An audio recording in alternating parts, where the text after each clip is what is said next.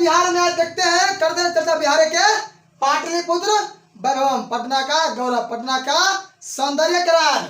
कहता है कि बिहार की राजधानी पटना, बिहार की राजधानी का पटना, पटना। अब पटना का इतिहास कितना वर्ष?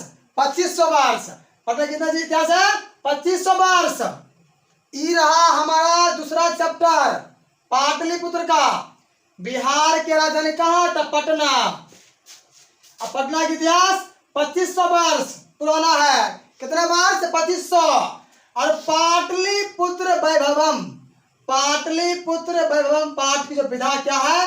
निबंध, निबंधात्मक निबंध है। और इसी में कहा गया है, क्वेश्चन आता है सब्जेक्ट, क्वेश्चन आपका आएगा सब्जेक्ट में, क्वेश्चन आएगा विषय लिस्ट में कि पटना में कौन कौन से आए थे विदेशी यात्री? तो है विदेशी यात्री पूछते हैं भारत छोड़ के, नेपाल है जो मान लेंगे क्या? पटना में विदेशी यात्री मेगास्थनीज, मेगास्थनीज, फाहियान, हुएनसांग, इतिसंग आदि लोगों ने पटना का वर्णन अपने अपने ग्रंथों में किया, अपने अपने ग्रंथों में किया। यूनान का राजदूत मेगास्थनीज, फाहियान एक चीनी यात्री था जो 4वीं सदी में हमारे बिहार में आए थे, और हुएनसांग, इतिसंग, ये सभी तीनों यात्री चीनी यात्री थे।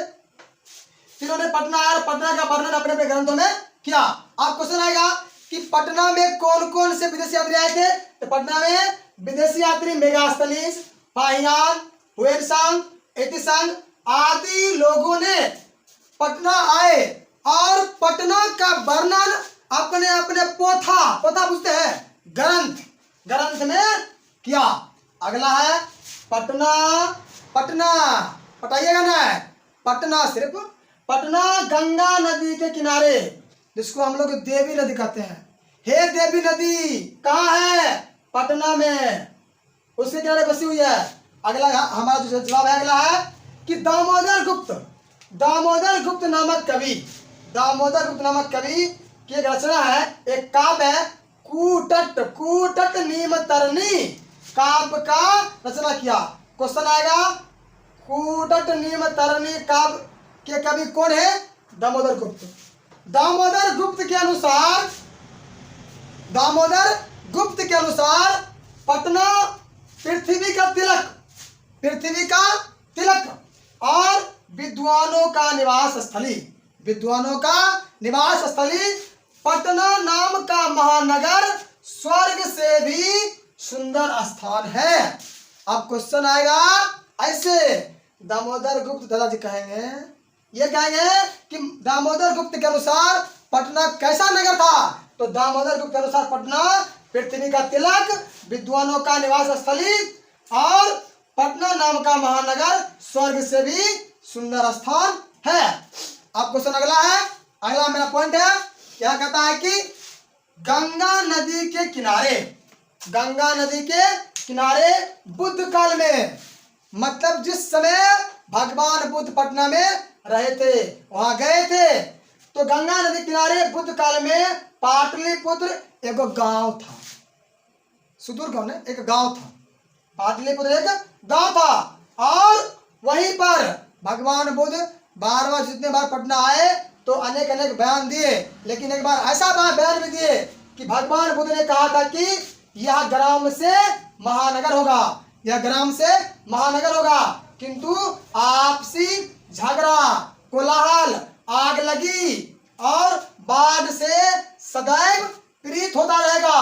कालांतर में, कलयुग में पाटली ग्राम से पटना कहा जाने लगेगा। कालांतर में माने कलयुग में पाटली ग्राम से पटना कहा जाने लगेगा।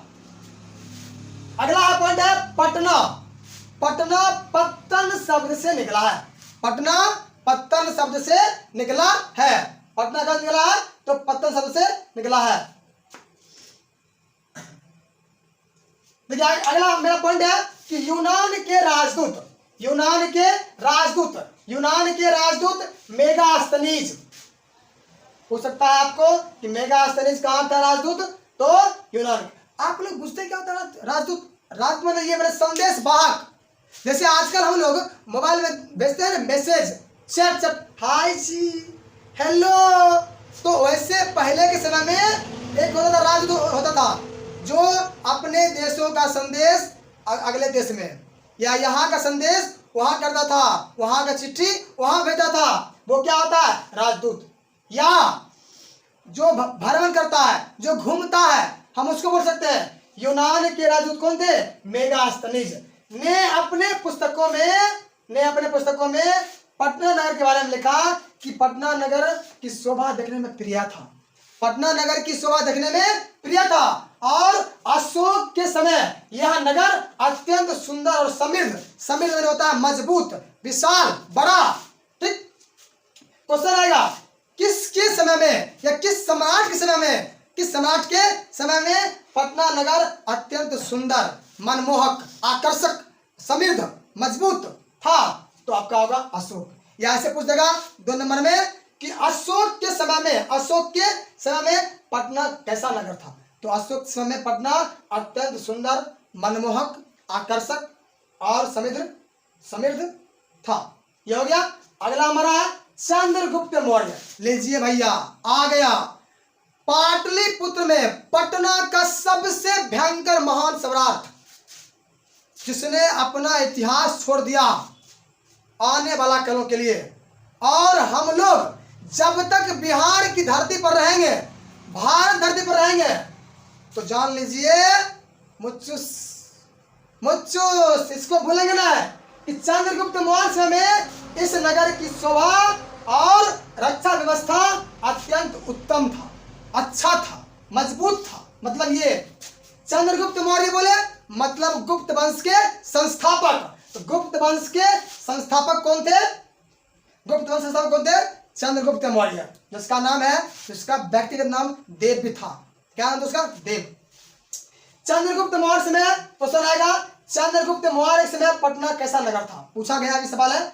तो ये चंद्रगुप्त मौर्य के समय में पटना नगर की शोभा और रक्षा व्यवस्था अत्यंत उत्तम था। पाटलिपुत्र मध्यकाल में पटना के नाम से क्या हुआ? प्रसिद्ध हुआ। अगला पॉइंट है कि शरद काल मैंने सर्दी वाला पर शरद काल में पटना नगर में कौमुदी एक फूल होता है, कौमुदी महोत्सव नामक महान उत्सव गुप्त वंश के शासन काल में प्रसिद्ध था। क्वेश्चन आएगा, कौमुदी महोत्सव किस ऋतु मना रहे थे? शरद ऋतु में। और कौमुदी महोत्सव कहाँ मनाते थे? पटना नगर में। कौमुदी महोत्सव किस वंश में था प्रचलित? तो हमारा होगा गुप्त वंश में। कौमुदी महोत्सव समारोह के जैसे आजकल जो है दुर्गा पूजा जिसमें रावण जलता है, रावण जलेगा, रावण भीड़ लगता है और मजो होता है, देखने को मिलता है। अगला है बहुत समय तक पटना में प्राचीन सारस्वती परंपरा या सरस्वती परंपरा चलती रही। पटना में बहुत दिनों तक सारस्वती परंपरा चलती रही।